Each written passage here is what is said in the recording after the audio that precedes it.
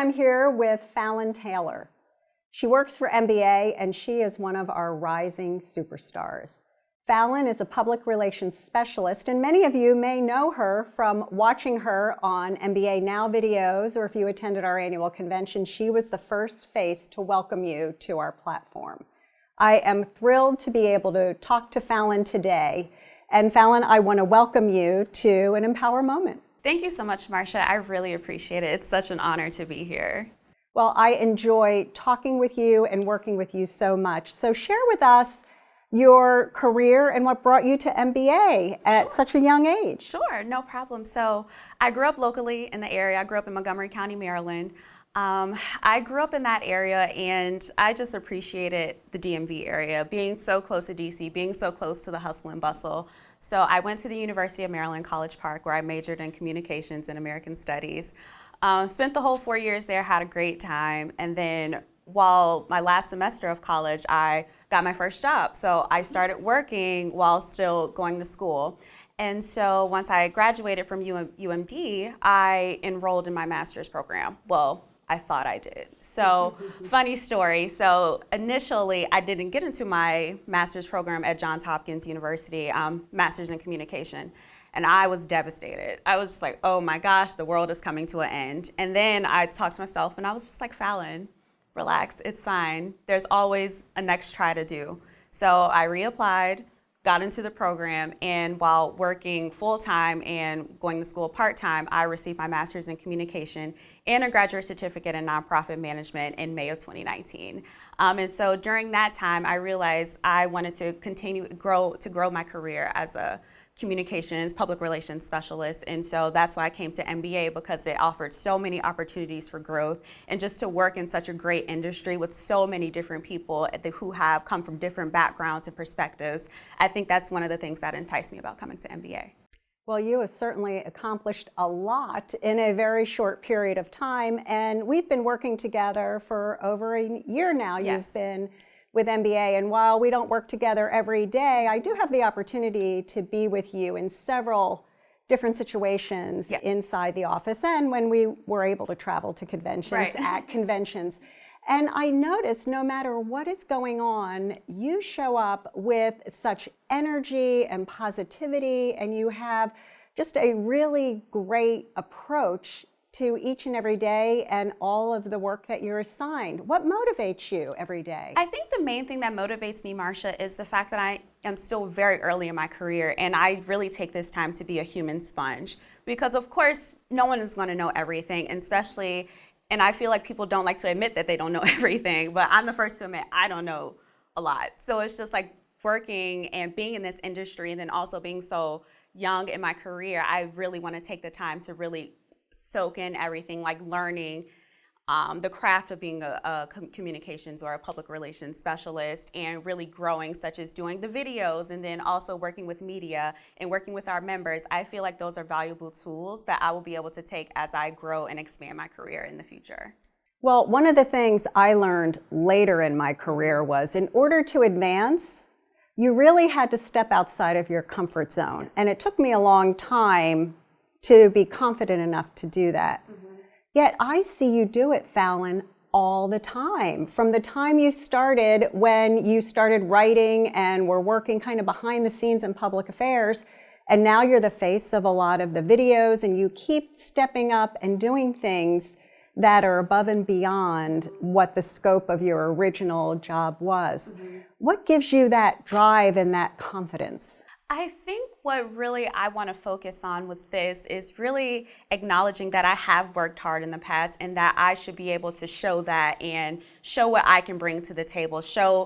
By showing my knowledge and showing what I can bring to the table, I feel that that's where my confidence really comes out. I do get in my head a lot. I overthink, perhaps to a fault sometimes. I feel like that can be my Achilles heel. But I also have to remind myself, and that inner voice is like, Falen, you're fearless. It's fine. It's almost saying your affirmations to you. You have to say it out loud, and you also have to have that mentality and ingrain it in your inner being to be like, you got this, you're fearless, and you can be successful, you will be successful. So start showing up as that successful woman you envision to be. Wow, that's powerful and good for you. It takes some of us a really long time to learn that. And you're wearing a lot of hats. I know you're very involved. MBA has a lot going on in diversity and inclusion. Yes.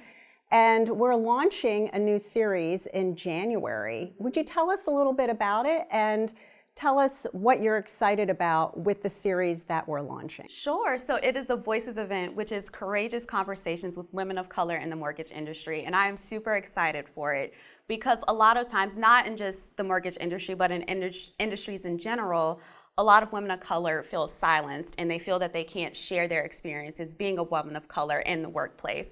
And this event just does just that. Women of color are able to share their experiences and share their perspectives of what they've been through and how that has played into their success, and then also what challenges they've been presented. And I also feel like this event gives a great opportunity for other people of all backgrounds just to sit back and learn about different people. I feel like once we start listening to each other and start listening to other people and what they've been through, I feel like we'll have more solutions than we'll be able to move past a lot of the disconnect that may happen. And I love the fact that it's not only conversation, it's going to be solutions oriented, which will help everyone. And I'm looking forward to it. There are 3 in the series. So MBA members should look out for those promotions and sign up because it's free. The first email actually went out a couple days ago, so the event is January 12th, 19th, and February 2nd. Super excited for all of them, and I encourage all of our members to attend because I feel it's going to be a really powerful event. It is going to be powerful. So I have one last question for you and a little bit of inside baseball. So I know what it's like sometimes to be the only woman in the room, and I know you must have the same experience since your department is more male-dominated than female-dominated. So I can appreciate that. But what I can't appreciate is being the only person of color in the room. So it's like a double whammy when you're the only woman and perhaps the only person of color. Yet you seem to be able to navigate getting yourself heard. And again, it goes back to that confidence, speaking up. And I think it's really hard to do early in the career. So do you have any tips for those who are watching who may be a little more intimidated by being the only woman in the room or the only person of color in the room? Yes. How do you get your voice heard?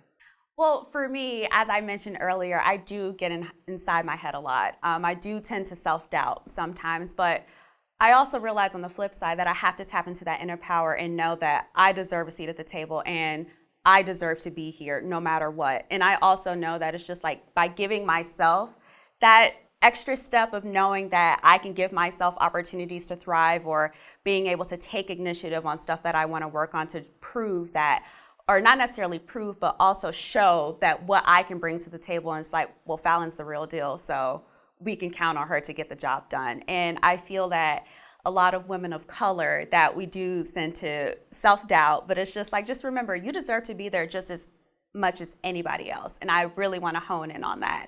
Everyone deserves a seat at the table. And if I have to like drag it, I will. So I think that's what I really want to tap into, because at the end of the day, we are the only ones that control our destiny. And we are the only people that can really count on ourselves. I always say that I'm my own biggest advocate, and you have to be in order to be successful. And I really feel like tapping into that inner power and tapping into knowing that you deserve a seat at the table. Yes, and I love the fact that you say, I let my hard work and my accomplishments stop the negative talk in my head, because I don't just want to, be in the room. I want to be at the table. I want to have my voice heard. Yes. And that's amazing. Yes. You are amazing. You have a bright future ahead of us. And to those in the industry, if you're wondering what happens in the next generation, take a good look at Falen. We are in good hands.